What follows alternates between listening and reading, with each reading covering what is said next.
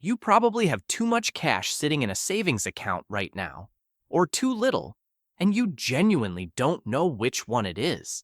Here's what's strange. The people telling you to invest every dollar are doing math on only one side of the ledger. The people telling you cash is king are doing the same thing.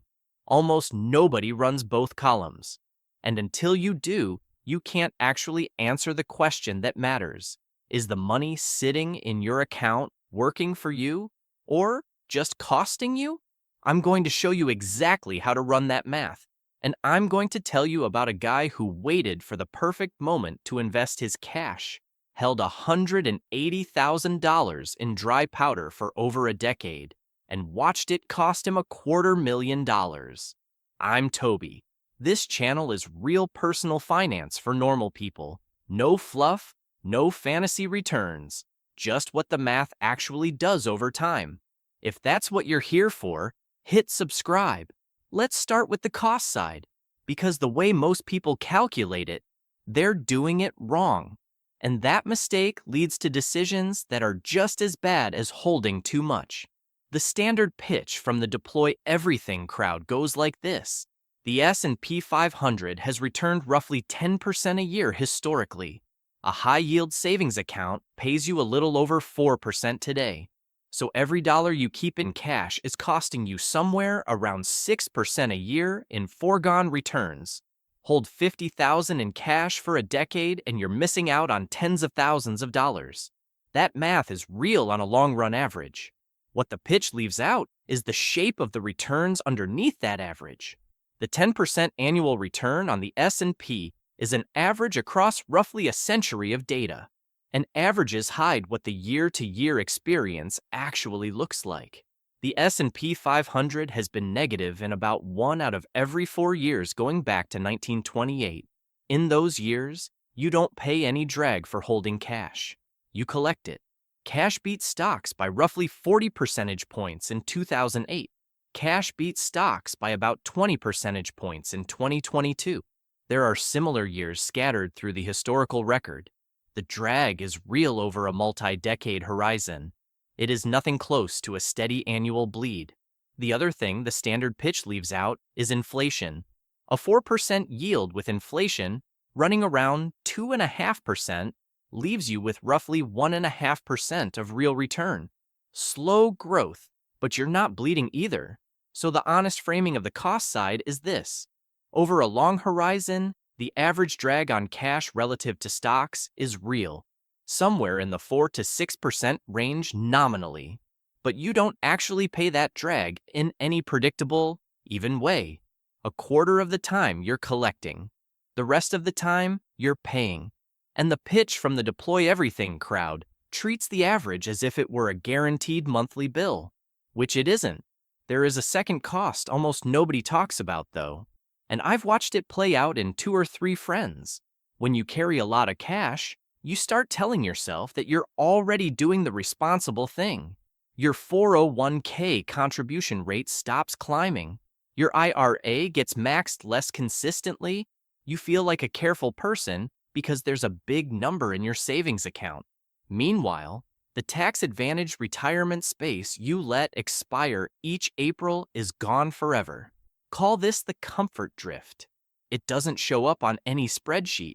Over a decade, it quietly subtracts more from your wealth than the inflation drag ever does. That's the honest cost side. A real long-run drag against an aggressive alternative, plus a behavioral risk you have to actively manage.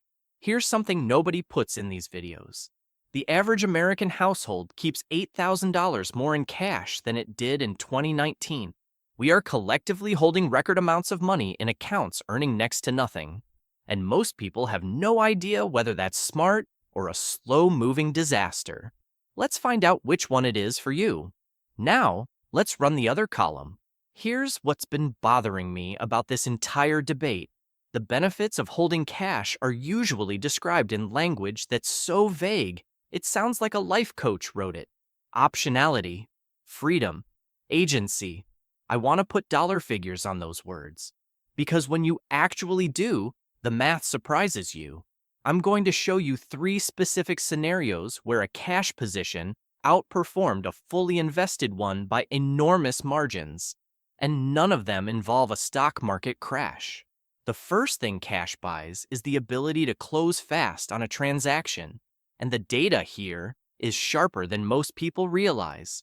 Property data firm Cotality looked at all cash home purchases in 2025 and found that all cash buyers paid about 9% less on average than buyers using a mortgage.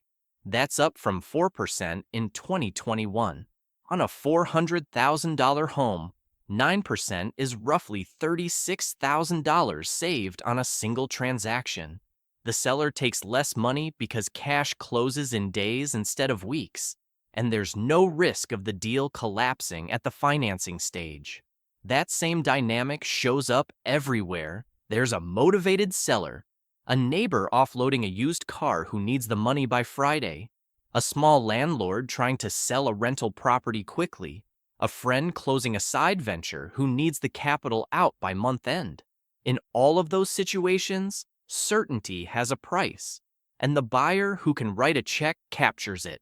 The second thing cash buys is the ability to avoid forced selling, which is the single most expensive event in personal investing and the one almost no calculator factors in. The pattern is simple. Markets drop. Around the same time, something in your life goes wrong. The most common version is a job loss, but it can just as easily be a medical bill or a roof that picks the worst possible week to fail. You don't have cash, so you sell shares at a 15 or 30% discount to where they were last year. You lock in a loss permanently. You miss the rebound that follows. The $40,000 you had to pull out didn't just cost you $40,000. It cost you what those shares would have been worth when the market came back, which on a fast rebound like 2020 was easily another $20,000 or $30,000 on top. The cost of that single moment can erase a decade of careful investing. The way you avoid it is by having cash already sitting there, so the moment never becomes a forced sale in the first place. Think about your own last 3 years. Did anything force you to make a financial decision faster than you wanted to? A job change, a medical bill, a car that died at the wrong time? Now ask yourself, what did that decision actually cost you? Because you didn't have the cash to wait it out. Most people have never done that math. The number is almost always larger than they expect. The third thing cash buys is harder to quantify, but probably worth more than the first two combined. Call it negotiating posture. When you can walk away from any individual conversation, every conversation goes better. When you can't, every conversation goes worse. That's true with employers. It's true with contractors. It's true with car dealers, with landlords, with anyone you ever negotiate anything with. My retired neighbor Paul is a good example of this. He kept about 18 months of expenses sitting in a money market account for most of his working life, which his coworkers thought was a little odd, because Paul was working a state government job in the mid-50,000 range and didn't have any obvious reason to need that much cash on hand. Paul told me once that when his department restructured in his mid-40s and they tried to push him into a role he didn't want, he was able to say no. He told them what role he would take instead. They gave it to him. He thinks that single conversation moved his salary trajectory permanently, probably to the tune of $7,000 or $8,000 a year for the rest of his working career, compounded through his eventual pension calculation. The cash didn't directly earn him that money. The cash made the conversation possible.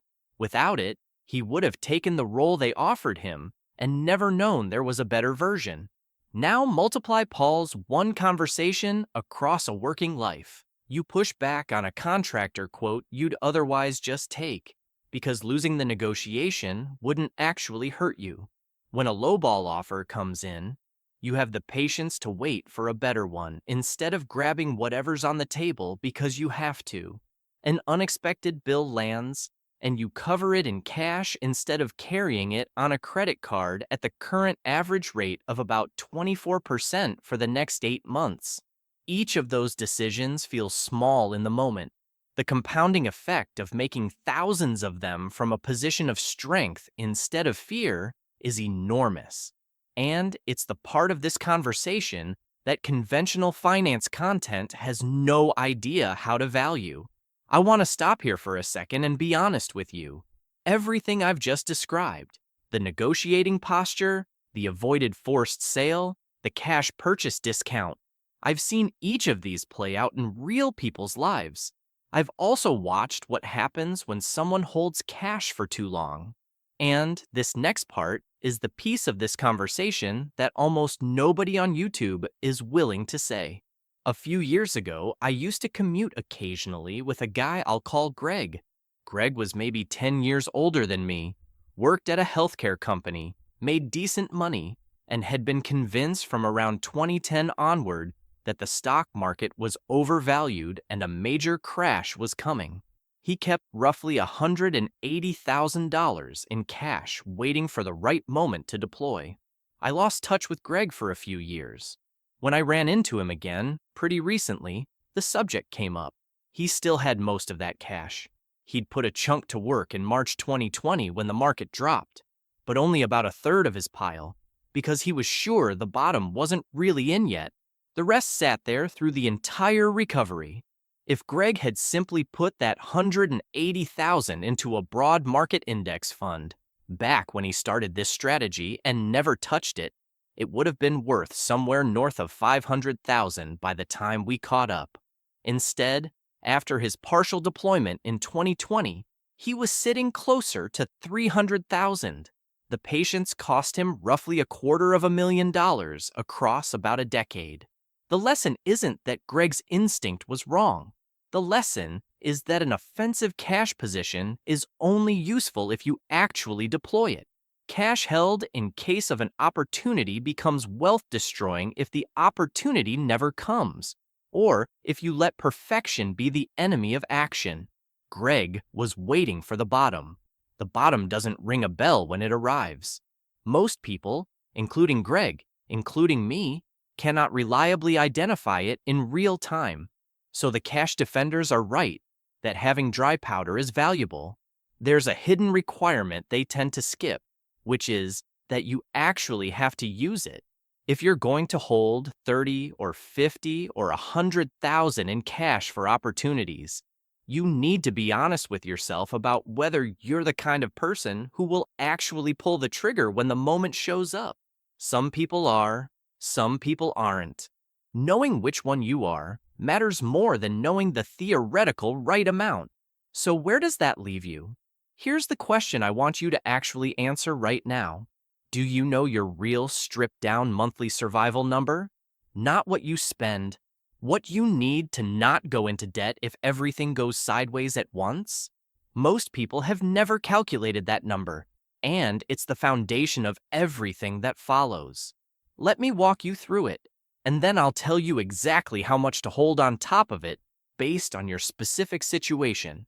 The first layer, the truly non-negotiable one, is enough to absorb a real-world emergency without going into debt. The Bureau of Labor Statistics puts average household spending around $6,500 a month, but your stripped-down monthly survival number, just housing, food, utilities, insurance, and minimum debt payments, is usually closer to $4,000 for most households. 3 to 6 months of that stripped-down number is your floor. That puts most households somewhere between $12,000 and $24,000. This layer is not where you optimize for yield.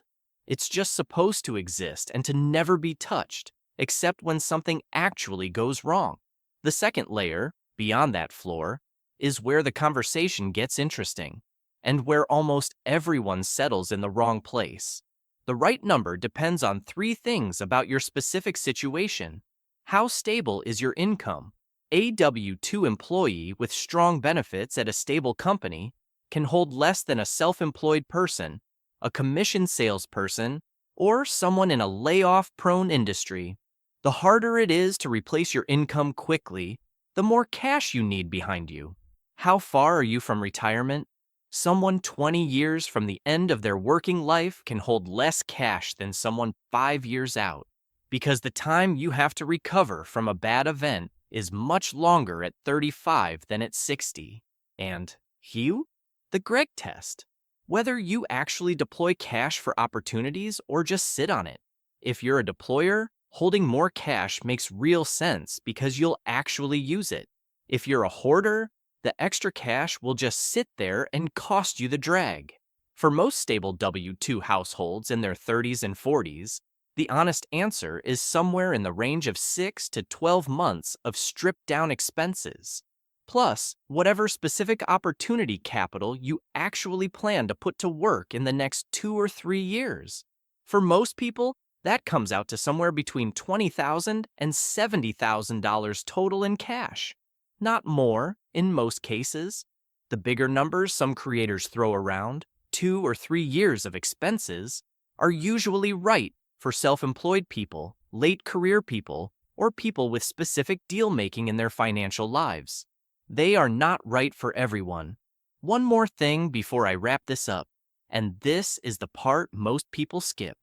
The account you park this cash in matters more than almost any investment decision you'll make this year. The FDIC National Savings Average right now is 38 basis points. That is effectively zero. The top high-yield accounts are paying somewhere between 4 and 4.5%, with a couple of outliers a bit higher. On $20,000, the difference between the national average and a top high-yield rate is close to $800 a year. That's a free $800 for clicking 4 buttons and waiting 15 minutes.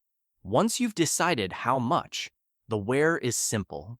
Marcus by Goldman Sachs, Ally, SoFi, Wealthfront, Capital One 360. Pick one. Open the account in 15 minutes. Move the cash. If you want to go one step further, Treasury bills are worth knowing about. Similar yield range as the top savings accounts, but the interest is exempt from state and local income tax, which actually matters if you live somewhere like California or New York. You can buy them directly through Treasury Direct or through your broker. Not life-changing, but a real edge if you're holding meaningful cash and live in a high-tax state. Here's what I want you to take from this video. The cash debate is usually framed as if there's a single right answer that applies to everyone. There isn't. There's an honest ledger with 2 columns. Cash has a cost that is smaller than the deploy everything crowd suggests. Cash has a benefit that is more concrete than the cash is king crowd ever bothers to quantify. The right amount for your situation depends on which side of the ledger you can actually use. What I told David's wife at dinner was that $42,000 in their savings account was probably about right for their situation. They were both stable W-2 earners in mid-career with no specific deal flow they were waiting to act on and plenty of tax-advantaged space they were already filling. That $42,000 was buying them about 6 months of breathing room and the negotiating posture that comes with it. The long-run cost of carrying it versus a fully invested alternative is real, somewhere around $2,000 a year in expected drag. The breathing room and the negotiating posture are worth more than that to them at this stage of their life. That's a trade I'd take every time. If you want me to walk through the specific account types and tax efficiency moves, you should run on the cash you're holding right now. I made a video on this channel called The Smartest Order to Invest Your Money that covers the full sequence. Watch that next. Drop a comment with how much cash you're holding right now and what you think you're using it for. I read everyone.